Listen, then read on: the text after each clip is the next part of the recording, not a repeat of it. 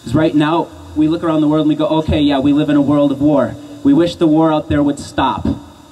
We wish that peace would reign. And meanwhile, even the most avid of health food activists often have competition for resources enacted on a microscopic level, at the cellular level in their body.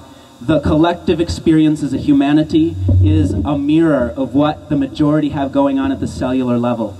And so what we're doing is we're not only becoming aware of these things, putting them into practice and coming together a couple times a year and things like this, but we're also learning how to transmit it, how to bring it to the world in a systematic template fashion that makes it so easy, tastes good, feel good, lights people's lives up, they have a good time, and we get to get out of the grind. We get to step out of the paradigm that suggested that our time could be bought.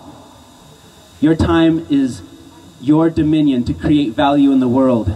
And that's how you create our greatest gift in life. That's how you harness your gifts and your talents. You have to harness your gifts and your talents, first find out what they are and then harness them in order to bring your highest potential to the world. That's where superfoods come into play. Getting the electrical resistance of the body down so that we take off the bag of big bricks off our shoulders and throw it back on the ground where it belongs. Because so many of us are carrying bags of bricks in the form of heavy metals. Like we're trying to climb the mountain of our consciousness and embody all the principles, and yet we're carrying a load of heavy metals at the cellular level. And what this does to the feeling, to the mood, to the sharpness of the mind, to the immunity, is absolutely insane. We discover that the human lifespan, like other species, would typically, at the lower end of its spectrum, be somewhere between 10 and 40 times birth to maturity. So for example, a horse, 2.5 to 3 years is how long it takes to go from birth to maturity, and then it'll live a lifespan of 10 times that, 25 to 30 years.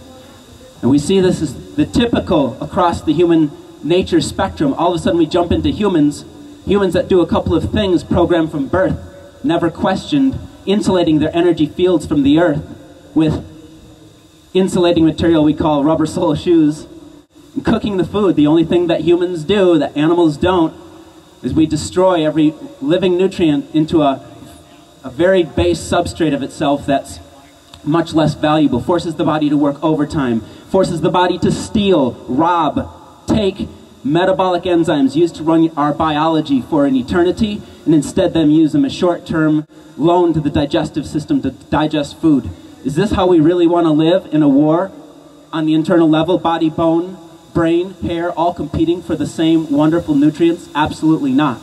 So what do we see? We see it when we saw it in ourselves, when we looked in the mirror 2 weeks, 3 weeks, 4 weeks, 5 weeks later, after adding a certain high percent, 80, 90, then sometimes 100% living tissue as our food. We discover life feeds on life, and life expands, and all the energy points within our body that correlate to something known as resistance, and we go to massage or chiropractic to work that out, but literally those resistance points correlate with a set of experiences that we experienced in our past. The cells have been programmed to resist and hold that resistance around that thought. And that's why we attract those things back into our life, because our mind is so powerful and pulls in the experiences that have the charge. That's where the resistance is, so that we have a second chance to learn and develop mastery in those areas that we're called to. And when we do, when we get the lessons, we get the energy. And the energy comes back in the form of creativity, in the way that we can use in our life, and it shows up where the rubber hits the road. I don't care if you're a bricklayer, an engineer, a doctor. When you're at the top of your game, your time is worth far more, and you become in dominion of who you are. You can decide how you're going to spend your time and how you're going to receive value from the universe back for your time, which is your life force. What is your piece within the puzzle? We've got to bring all of our pieces, because as unique as they all fill a role that somehow, if we had to do that, we'd be less efficient. We can spend more time doing what we love when we actually get into right relationship with life itself. So for example, hammers, screwdrivers, tape measures. We all have like archetypes and these types of tools. You don't want to have a tool that's meant for doing one thing, slaving it 9 to 5 grind because they were taught that's what they had to do, in something that's not really serving them. The hammers want to pound nails, the screwdrivers want to screw screws. Let everybody get in the right spot, you can build the house, and it goes up quick, and everybody has a good time, right? So what we're saying is, we've seen that when people get the superfoods in, their superhero power potentials come out.